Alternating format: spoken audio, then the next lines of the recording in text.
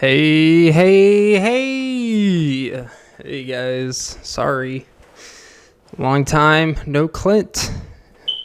And it always feels like anytime you got a shit, like really shit, and you're out and about, and some people, I had a friend like this. Well, he's still my friend, but now he's like Casper because he's been friendly ghost to me.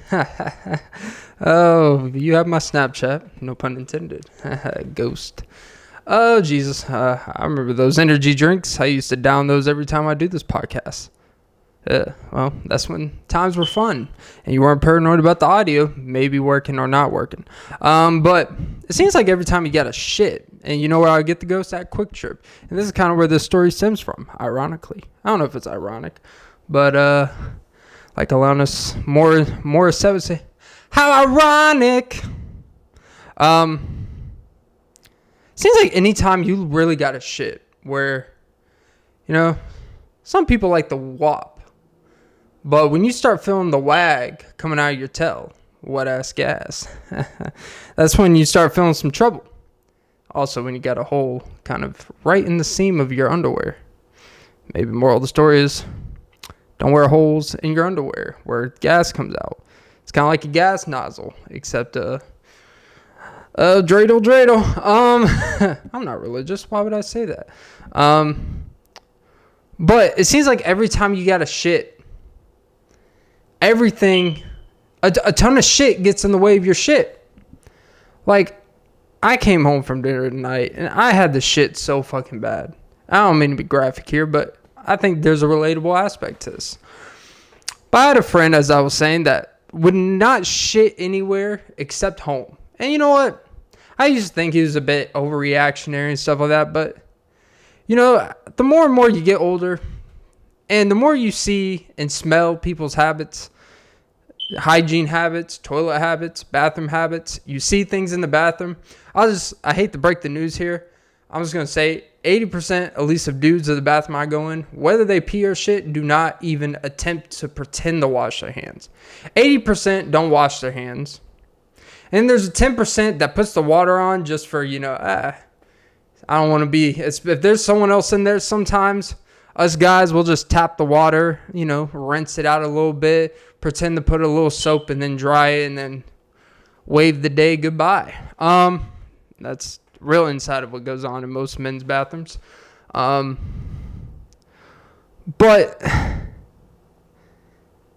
it just seems like all this shit gets in the way. And the older I get, the more apprehensive I get from using public restrooms when I have to shit. And I was like, but this was one of those times where sometimes, man, I was like, you know what? Quick Trip, they always have someone cleaning in there. They always have someone keeping up to date with shit. They'll have one person doing 85 things at one time. Oh, you want to pump on 20 as they're putting out some hot dogs or throwing away some crusty buns. And boy, my buns were getting crusty from holding it in. That's not the dry rub you're looking for. Well, now I'm more into water wipes anyways. Which, I feel like a baby now that I use water wipes. Like, I use dry to wipe the shit out, and then it's just basically a run through after, get any leftovers. Even though I'm not really a big fan of leftovers. But hey, you know what? Sometimes you're trying to preserve your laundry when laundry is causing $20 to fucking do laundry. Now I know why people just fucking get the shit in their place that they live in, because this shit's fucking expensive. Especially if you're an active person that dirties clothes every fucking day and you have to wash every week. Like, shit's expensive. Moral of the story is pay the extra for the washer and dryer, and wherever you live, it's always better and more convenient. But anyways, I will say, those laundromats, man, they got some fucking like little, what is it called? Like Little Big Giant. What is it? Iron Giant. Remember that movie? Iron Giant. Like some futuristic dryers. Like this shit's like as big as Iron Giant. It's like, I have like 8 pairs of clothes. I don't need to spend $6 to wash it. But I'll wash in like 28 minutes. But you know what? That's basically 25 cents a minute. That's like basically what I get paid when you do the math. Well, a little bit more, Boys moving up in the world. Moving up the ranks. But it just seems like every time when you got to shit, something is getting in the way. So I go inside this Quick Trip because I have to get gas anyways and pass it. And I'm just passing through. And as I'm walking, I see on one of the bathrooms, they have all this tape around it. Like these caution tape, like these out of order. And I'm like, please tell me this first one's the woman's. But as we know, men are always come first. Oh, that's actually true for a lot of things. But men always come first in the pecking order in this type of thing. And of course, the first bathroom was the men's with all the caution tape. And I'm like, a fucking course.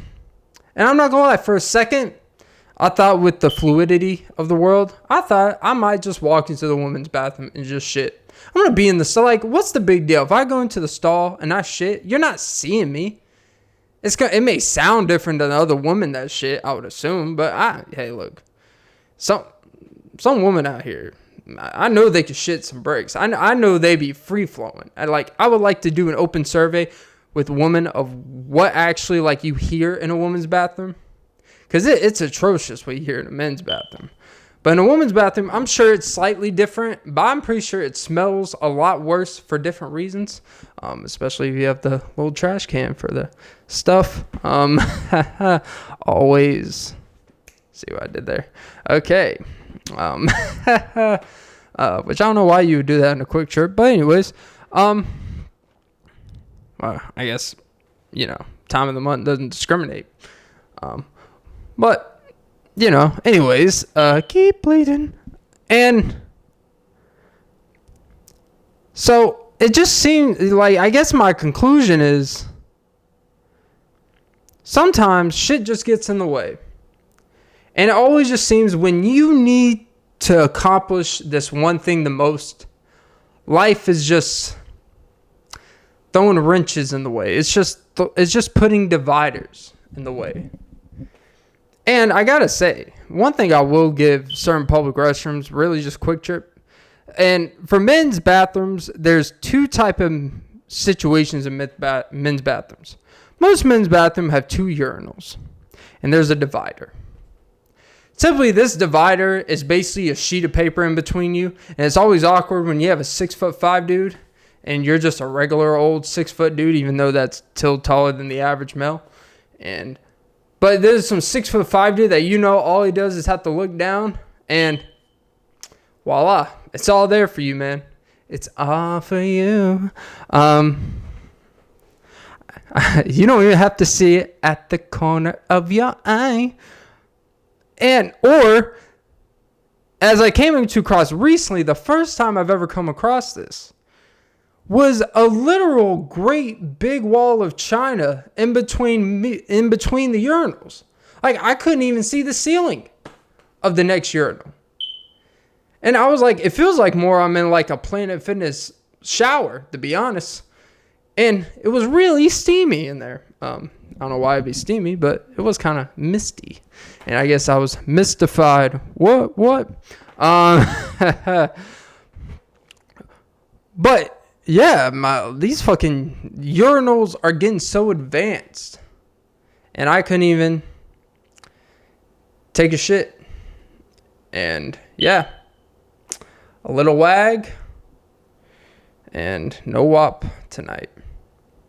But yeah, welcome to episode fill in the blank, because I'm going to say this is episode 177 because I tried to record episode 177 3 weeks ago, but 90% or like 70% of the audio wasn't even feasible. So I couldn't even put out the episode. And I've been so discouraged about figuring out this audio shit that I was just like, I need to figure it out. But I think I figured it out. I did a bunch of sound checks before consecutively.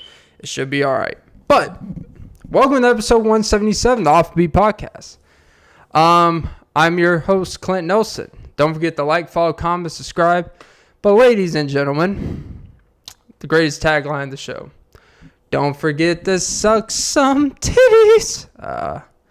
The boy's back. There was an observation also I made a couple days ago that really gave me the urge to get in front of a microphone and kind of speak my mind about something I saw. Because it really threw me off. And this is 100% true story. No embellishment. I was behind like a Hyundai Sonata van sedan 4WD in the back with a hitchhike thing that they're probably never going to use. And on the back, they had this sticker, and it said equality. But it didn't just say equality. Within the letters of equality, it had different symbols, right? So, as you may expect talking about equality, there was like a little pink baby signal for, I guess transgenderism. It was part of the T part, the second to last letter. I don't know, it was something like reverse trans pans. I don't know, bam, wham, thank you, ma'am. And I don't know, maybe we could get it's equal, equality, abortion. I don't know. Like, honestly don't know. But all the signals were kind of like, okay, I know what this is leading to. Cool. But then there was one that kind of stuck out to me that really fucked with me for like an hour. I legitimately, as I was driving and I went to the gym, and literally for like the first half of my workout, I'm sitting there. What the fuck does that have to do with equality? But part of the queue, there was a handicap symbol. Like a handicap, like someone has the parking, like the handicap parking signal, the blue signal with the wheelchair symbol. And I'm sitting thinking, when have people in wheelchairs ever been discriminated against? Like, I've been more discriminated against than people in wheelchairs for a lot of things. And I'm honestly curious, when did a disability make you feel discriminated against? One of that nature. And I've not been the same since. Now I know what it's like to be unequal in society, I guess. Just rolling through. It actually reminded me of the game Happy Wheels. It was this like nice little computer game we played in 6th and 7th grade where a guy in a wheelchair is going down this mountain, but you had to like dodge shit or whatever. It was very graphic for something that you could play in the computer lab. On the school server where, this game's not blocked. Why have math for kids and cool math when you play Happy Wheels? And fucking legs decapitating, arms decapitating. And I mean, I think it was equal representation. It's like not only people that are full-fledged can hike down a mountain and fly down and respawn, but 80-year-old guys in wheelchairs can too. So, I don't know where this equality sticker, and what the fuck did someone in a wheelchair have to do with equality? Let's stop dragging everything into equality. Like, being in a wheelchair had nothing to do with equality. Now, maybe your medical bills are not equal because you got a lot of catering to do. But you also get the best parking. And I've been a very big advocate. I've talked about on this show where I've seen people park in fire lanes or in places that handicapped people should be reserved for, and they take it, and I go off on them. So I am a handicap supporter. But you certainly aren't unequal. You certainly are not really discriminated against. Now, people on bikes. I was at work, and on my break, they had like this Atlanta News First. Well, just expose where I live. But Atlanta News First. And there was a story where these group of bikers every other week, apparently they have the bikers union. Look, I remember I did an episode about cyclists occupying the lanes and stuff, and it really irritated the fuck out of me. And yes, they do. I would never hit one. Would I ever think about giving the old taparoo if they're being negligent and just doing it on purpose to piss people off? But of course I wouldn't do it. But of course you think about it. Sometimes you want to like, hey. Now those are people that are treated with such godly privilege. All because they want to do something that is unnecessary and slower and occupy busy fucking roads. But I would still never do anything like that. But I saw a video, and these group of bikers were kind of just they were in these huddle groups just occupying a road to the point where people couldn't even reasonably go around, right? And I guess this one person in this Toyota Camry was like, you know what? Not only am I going to find a way to go around you, I'm going to make sure who's ever leading this pack of wolves feels my wrath and gets sideswiped. And sure enough, they went around, they got the front of his tire, the dude fell down, and he really only left with like severe bruises and road rash and all that shit. But the thing is with the video is there's this outcry like, oh, that's so horrific. And then they did like an interview with the person who's in charge of these gatherings for the bikers union. And I'm talking about bicyclists, by the way. And he's saying like, look, and I'll give this guy acknowledgement. At least he acknowledged that like, hey, we understand that sometimes we slow down traffic a little. And out loud when he said it, I said, a little? But at least there's some self-awareness. He's like, look, we understand. We try to do our best, to not stop traffic that much. We really do. It's just sometimes, it's hard to get that many. And like, you know what? I always appreciate truth and rationale and self-awareness, even if I still like, I hate you guys. But you know what? I respect the self-awareness.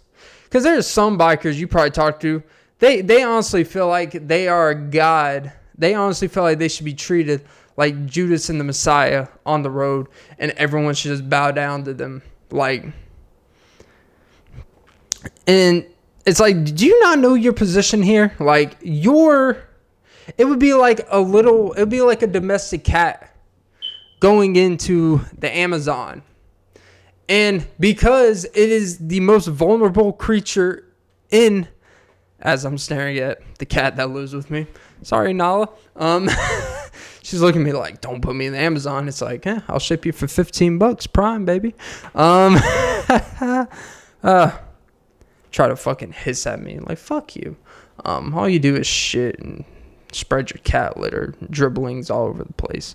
But, tidy cat. She's a tidy cat. And boy, I do need some tidy cat. That's a sex joke. Scoop, scoop. Like the Raisin Bran commercial.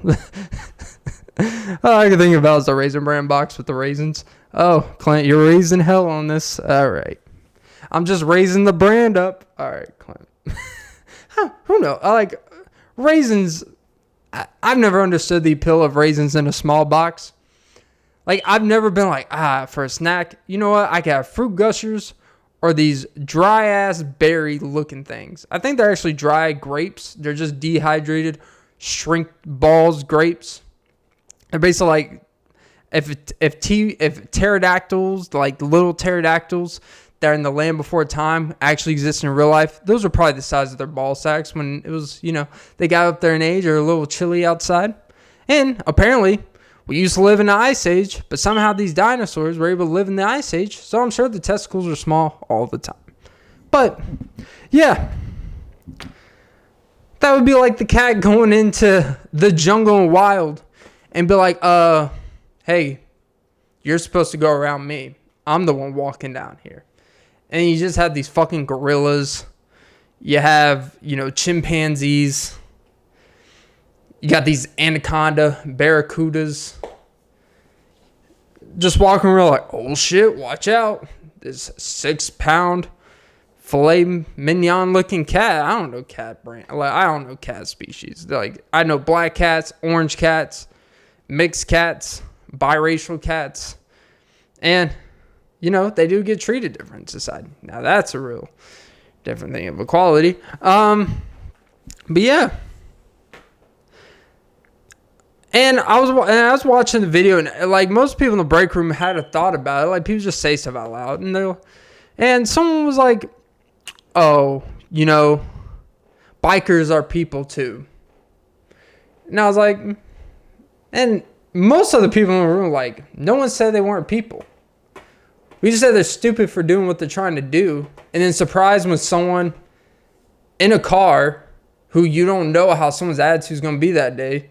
And pissed off, and you guys do things to kind of irritate and stop people from commuting to where they're going unnecessarily because you guys just don't want to get on an exercise bike or go to a fucking park to get your shit off. It's like, honestly, I think a lot of them get off more on the fact that the world has to kind of revolve around them and other people have to kind of concede to them and kind of work around them. Because I've never met a single, I'm going to be honest, I don't think I've ever met a dude that bikes like that. And is a dude that would be respected if he walks in with a presence about him. I'm not saying he can't bike, but we're talking about bikers that do these 20, 30 mile, like there's a certain personality type and ego to that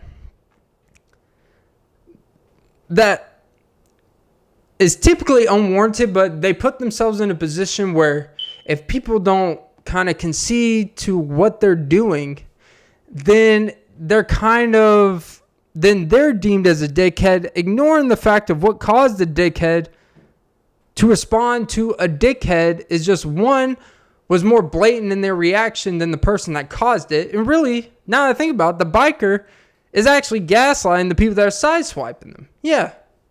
I know this sounds fucked up. It's like if someone walked into your house and shot you in the face. Like if someone walked in that door right now while I'm doing this podcast and shot me in the face. It would be like them blaming me for them breaking into my home and stealing my shit and shooting me in the face. But what may have been left out is, yeah, I fucked that dude's bitch 5 times this week. I moved in a month and a half ago, and I fucked his bitch 5 times. And guess what? They're going to leave that part out because you know what happened? Oh, a young man just trying to make it out here, striving and thriving, busting and thrusting. Lost his life at such a young age. He had his whole life ahead of him. And that's the problem. His girl had a lot of head to her. A lot ahead of her too. Because we were going to move away to Aruba and Natalie Holloway. But they'll leave that out. All they're going to focus on is this was just a man being a self-entrepreneur, trying to make a name for himself out there. So these bikers, I in that aspect, I feel for them. Because it's kind of like they could play victim in a situation when what's being ignored is the reason why a situation's happening behind them is because they created the situation that's happening behind them. It's like the saying, wherever you go, there you are. Wherever they go, a lot of people are always pissed. You telling me that's coincidence? That actually kind of rhymed. It's not a coincidence that's a coincidence. It makes the most sense in the world. I don't know. But it's just funny how people like have this immediate there's such empathetic feeling towards bikers when I don't like that this dude kind of got sideswiped. But if I was in that biker group and I got sideswiped, I'd be like, yeah, I see how this happened. I would take account and be like, you know what? I probably had it coming. I would take account like if you put yourself in position to be disliked, dislikable things are going to happen to you. That's just the reality of life. You can't just stop the world from turning, figuratively speaking. You can't just stop people from making life unnecessarily more difficult than already is on them. And then be mad when they're mad at you for doing that. Like, it's a lot going out on here. And, like, my fucking apartment complex, I don't care. I'll put them on blast. They're the most incompetent people I've ever met in my life. That wasn't really a good transition. But, I just thought I'd say some shit. I've asked for a fucking mail key that I don't even have an address. I don't even know why I'm getting... I don't even have an address. I don't even have my mailing address switched to to my mailbox yet. But it's the principle. I pay for mail. I pay for the box, technically a part of my rent thing. They also charge $20 for recreation. Your recreation is dirty ass slides that are literally blocked off half the time because they've been under construction in a gym area where the door doesn't even work. So, what am I paying for? What are you paying for? But I'm also paying a small little fee for this mailbox just to have the mailbox. And whether I use it or not, you're going to charge me. I've been asked for this key for a month and a half since I've lived here. You know what the boy hasn't gotten? A key. I've asked to have things looked at in my apartment complex and kind of tuned up and fixed. You know what hasn't happened? That. I went to ask a simple question of, hey, there's this utility email I got that says, hey, I need to pay $32 by February 1st. So I go up to the front office saying like, hey, it says that we don't have the option on the website due to this community to pay online. You have to contact your leasing office to supplement a plan there. Which I didn't even know I had a utility bill. I thought it was all included, but whatever. It's $32. Get out of the way. Even though you're charging me a $10 fee to create an account on a website that I can't even create the account on and pay for it online. So why am I paying an extra $10 for a creating account fee? When do you have to pay a fee to create an account that I'm about to pay you anyways? Makes no goddamn sense. But, so I go to the leasing office and I ask the woman at the leasing office, hey, I pulled up the email, very straightforward, broke it down to her, be like, hey, so is this something? How do I pay this bill? You know what she does? She pulls up my rent charges. And as we're looking at my rent charges that I already looked at on my website off my account, she breaks it down and I said, yes. But as I'm looking at this list, none of these things on this list are on this list. So it's obviously a separate thing, or otherwise they wouldn't have sent me a separate email from a separate account, a separate website, a separate company to pay something that isn't part of this checklist. Because I've already looked over it multiple times. And she said, well, it should all be included in here. I said, oh, it should be. Okay. Well, since it should be, let's say hypothetically it becomes, I don't know, February 3rd, 2 days after, and they say, hey, you never paid your utility bill. Be like, oh, really? Well, it should be because I paid the bill that they said the bill would be on. So, like Destiny's Child, bills. It was all just destiny. But it's just amazing to me, the incompetence of people in charge of thousands of dollars at a time with each resident at a place. And the people they have in charge don't even know how to take all your fucking money. I'm telling you to take my money. And you guys are like, nah, we're not sure. And I'm like, oh, really? Well, guess what? I don't really feel like it. All right. It's just amazing me, the incompetence. And I don't like calling people incompetent at the job, the things I'm not familiar with. But I've lived in enough places where when they are telling you they want to take your money and need to take extra money that really you don't need to be charged, they will tell you exactly how they want to take your money. Oh, do a cashier's check. Oh, go on this. Oh, please pay away. They're like, And the fact that you guys are so incompetent to not even take money that, honestly, I probably shouldn't even have to pay. It makes me question, why does everyone have a job? Are there actually people in society that should not have a job?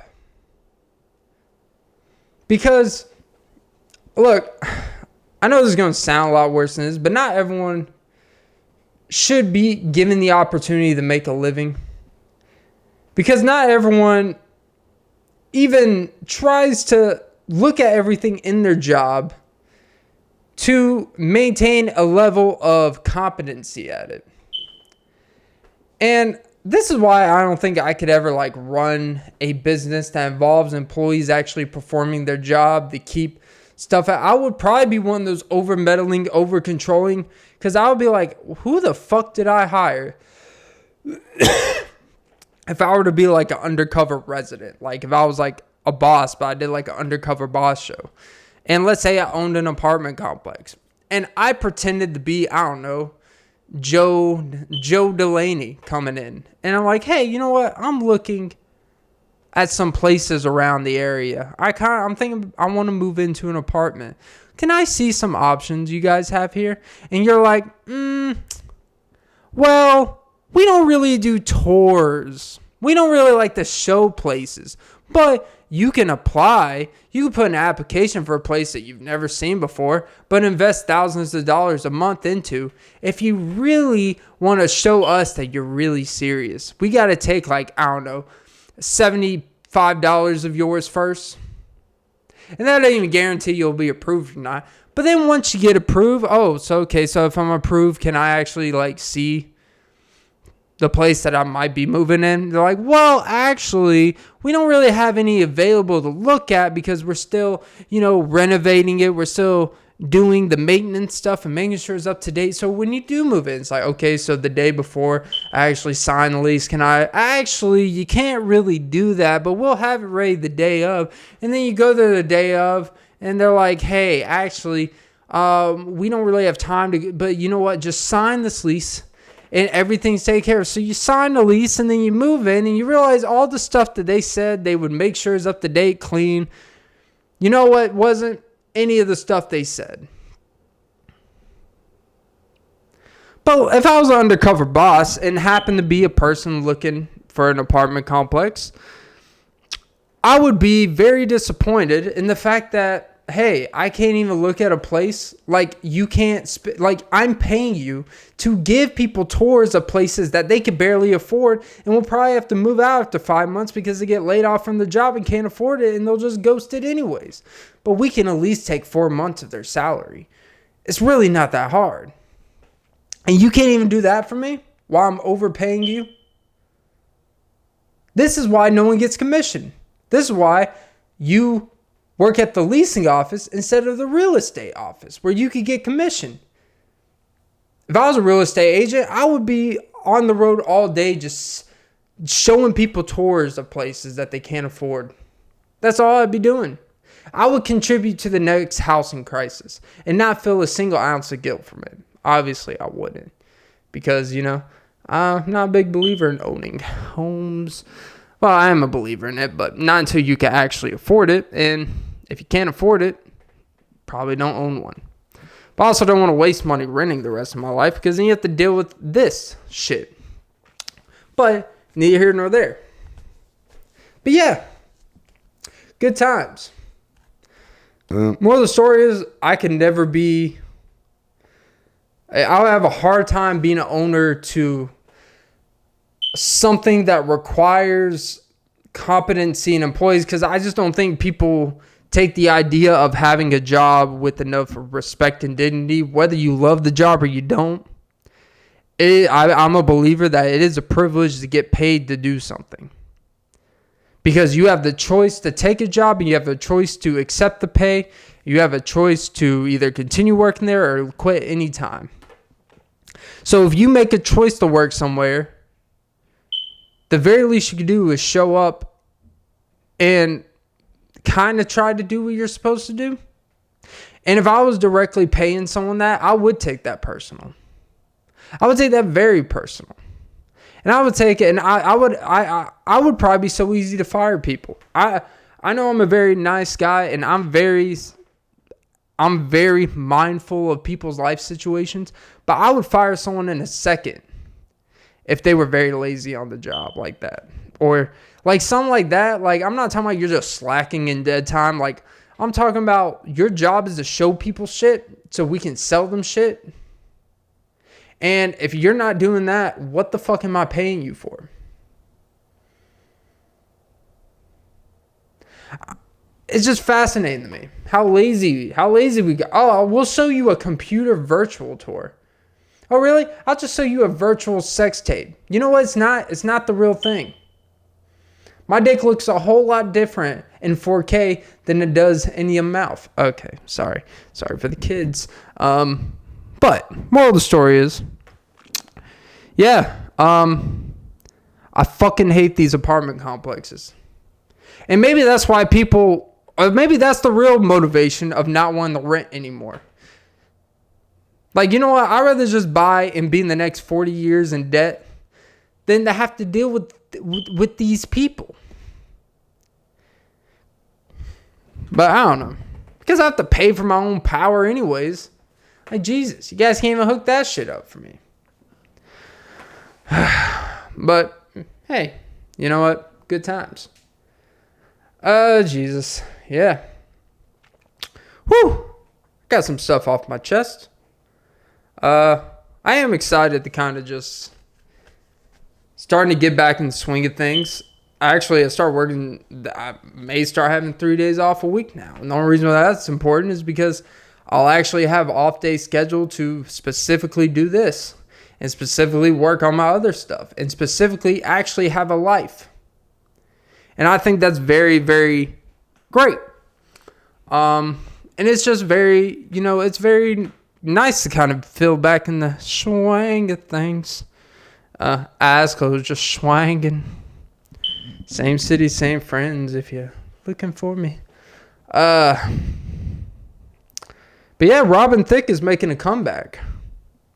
By that, I mean, like, have you ever heard a song where, because obviously music in current modern day, whatever the fuck that means, we'll just say music made in the past 5 years, you can tell it's been made in the past 5 years. It's simply a sound to genres of music and what it sounds like. And there was this Robin Thicke song.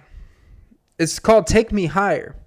You know, sometimes you're listening to a daily mix on Spotify or whatever, and most of the time it's songs you've listened to before and it throws it, but sometimes they'll throw a few daggers in there. And this song, I was like, oh, another Robin Thicke, like, song that I haven't heard of before. And I was like, man, this is like, it must be a deep cut from, like, the Search for Everything album or, like, from his Magic album, you know? And this song is literally from 2021. Or 2022, actually.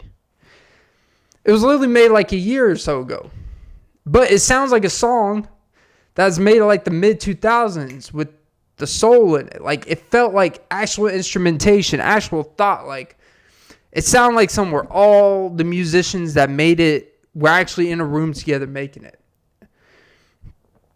And it had a lot of soul. It felt like very church, but very like still like soulful music, like in the Robin Thicke style. I'm coming, baby. I hear your tone. But it's just amazing sometimes, like, man, like, it just goes to show that there is still a possibility, like, there is still, it's still a thing that you can make music that actually sounds like music per se. I sound like such an old head, but like, you can actually make music that actually, like, oh, this feels like real music, if that makes sense. It feels alive. Like, it feels like something you would enjoy if it was played live for you. And then I think the issue with a lot of songs you listen on the radio, like that Steve Lacy song, like, that song would be annoying as fuck to hear live. I don't even like the song anyways, to be honest. But that song would sound, I would be so annoyed listening to that song. Because he's baby, you my dear. It's like, oh God.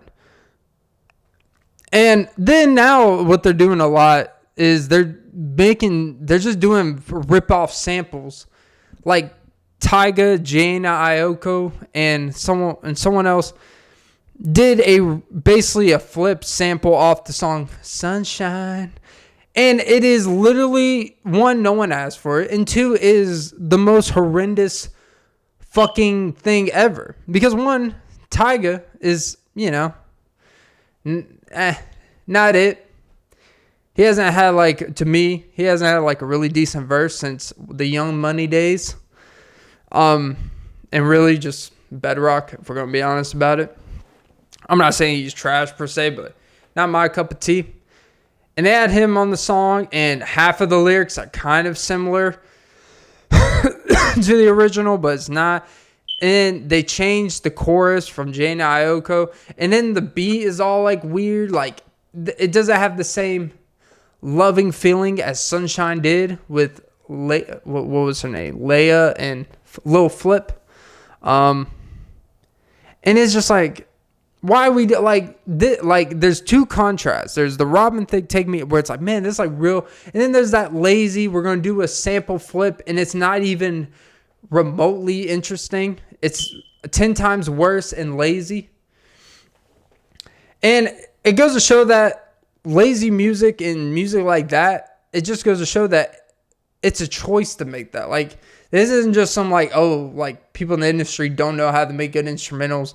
People don't know how to make good music. People stop like having that feel and doing, oh, they're only doing what working mainstream. It's like, because that Robin Thicke song is 20 times better than most of the modern music that is getting 100 million plays on Spotify, to be honest. And I know music's subjective, but it's like that song is not going to get nearly as many plays as his like 5 biggest hits of Lost Without You, Can You Believe, Magic, Blurred Lines, even though I don't really care for that song, and a few other songs. But that song is one of the better ones he's ever done, and it's probably just going to be like a median song, like from a popularity standpoint. But the song is objectively, like, any person can listen to the instrumental and just the feeling of it, and it's going to make you feel something, where a lot of modern music and current popular music doesn't. And like the Billie Eilish's, I personally don't get it. The Olivia Rodrigo's, I don't get it, because it just seems very basic, bland. There's certainly a style. To me, Olivia Rodrigo is it's not really a whole lot different than Machine Gun Kelly when he does the pop punk stuff. And I actually like the Machine Gun Kelly, like when he does kind of the pop punk stuff. But I would never say it's like, oh, the greatest thing. But to me, it's really no different. Olivia Rodrigo, what she does, no different than that. And what Steve Lacy did with the previous song, kind of similar.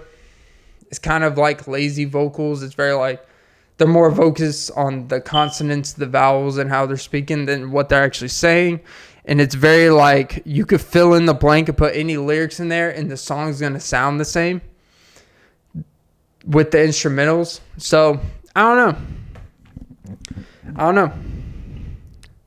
But yeah, I think that's going to be it for today's podcast, because I'm honestly worried I hope the audio picked up all of this, because I want to at least feel good about going forward doing this podcast and not be in a panic mode every fucking time.